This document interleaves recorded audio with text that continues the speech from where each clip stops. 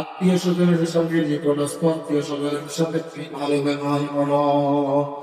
আল্লাহ আদেশ 3 নম্বরের আদেশ।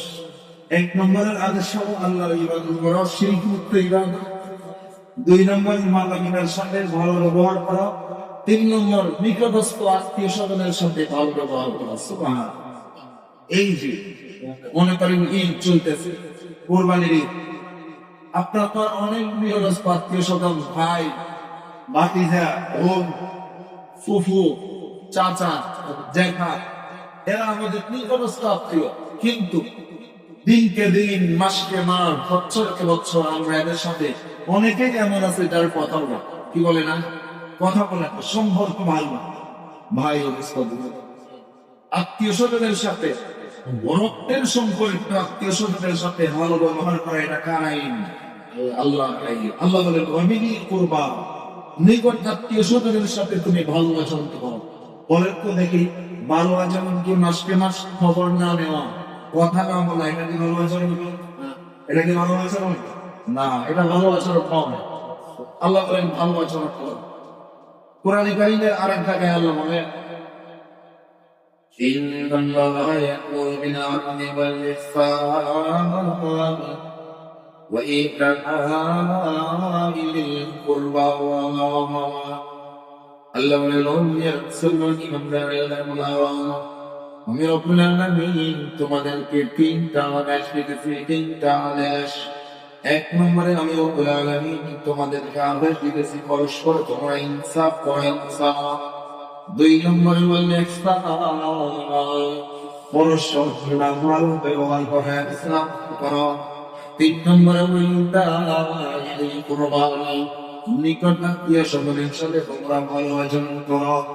আল্লাহ বলেন আমি রব্বুল আলামিনের পক্ষ থেকে এই 3টা আদেশ তোমরা মানতে পারো।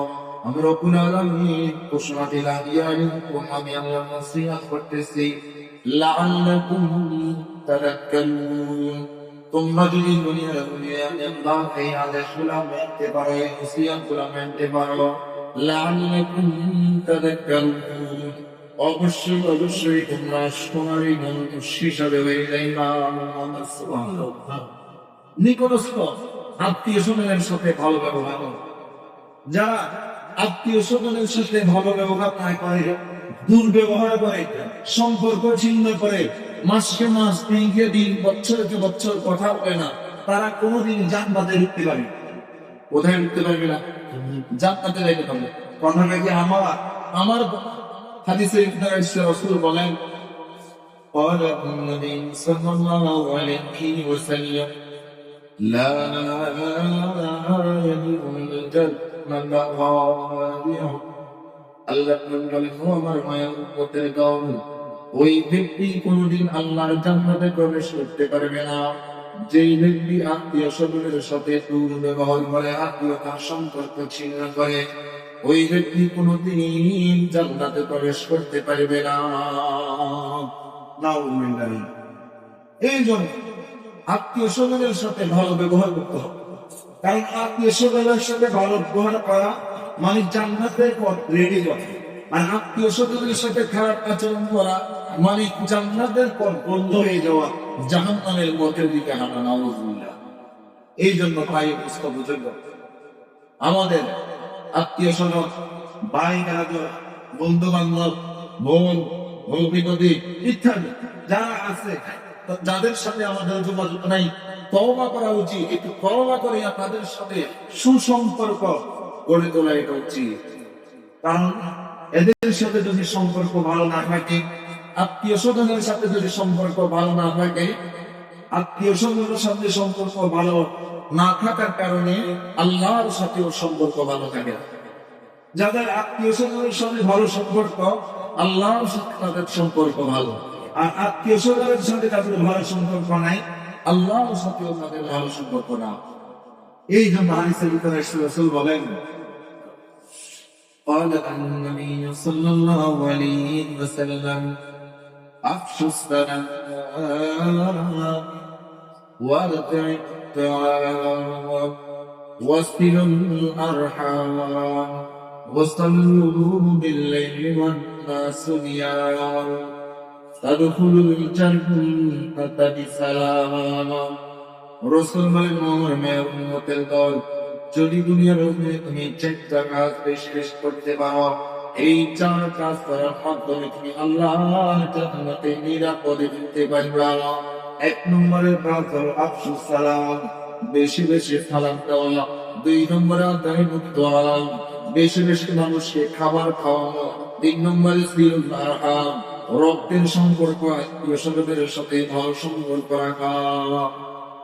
রক্তের সম্পর্ক, আত্মীয়, এদের সাথে সুসম্পর্ক রাখা। এদের সাথে সুসম্পর্ক রাখা মানে নিরাপদে জান্নাতে প্রবেশ করা। সুবহানাল্লাহ।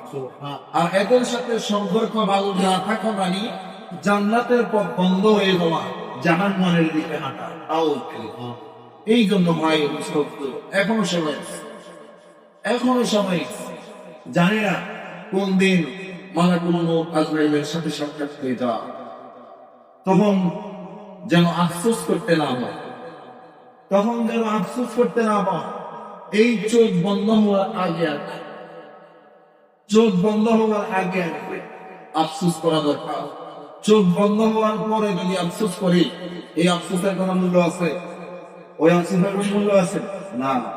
এখনো সময় আছে, তওবা করিয়া আত্মীয় স্বজনের সাথে, নিকটস্থ আত্মীয় স্বজনের সাথে ভালো সম্পর্ক রাখা। প্রশ্ন করতে পারেন, হুজুর আমি তো ভালো সম্পর্ক রাখতে চাই, কিন্তু সে তো রাখে না। আমি তো বোনের খবর নিতে চাই, আমি তো বাগিনার খবর নিতে চাই, বাতিজাদের খবর নিতে চাই, কিন্তু বাতিজা তো চাচার খবর নেয় না। ভাই, বাতিজার খাওয়া বাতিজা দিবে, চাচার যাওয়া চাচা দিয়ে দিতে হবে। আপনার ভাগিনার জবাব ভাগিনা দিবে, কিন্তু আপনার জবাব আপনার ভাগিনা দিবে না।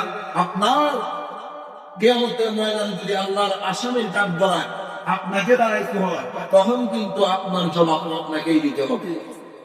এই জন্য সদা আমার ব্যাপারে আমি সাফ হইতে হবে। কি কে সাফ আছে না নাই সেটা আমার দেখার বিষয় নয়।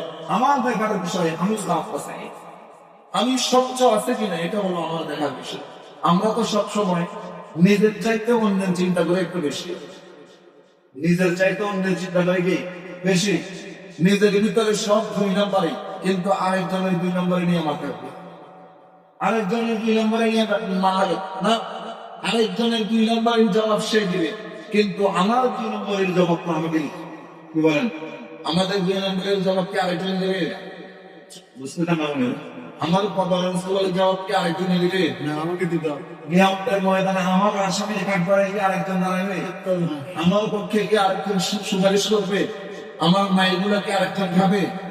না, আমার মায়ের আমাকেই খাইতে হবে, আমার সওয়ালের জবাব আমাকেই দিতে হবে, আমার কবরে আমাকে সুবিধা হবে। আমি আগে দেখতে হবে আমি স্বচ্ছ আছে কিনা, আমি সাফ আছে কিনা, আমি 2 নম্বরে কার দাঁড়িয়ে চলে যাবে, এটা আমাকে দেখতে হবে। আমি যদি স্বচ্ছ হই, বাস আলহামদুলিল্লাহ।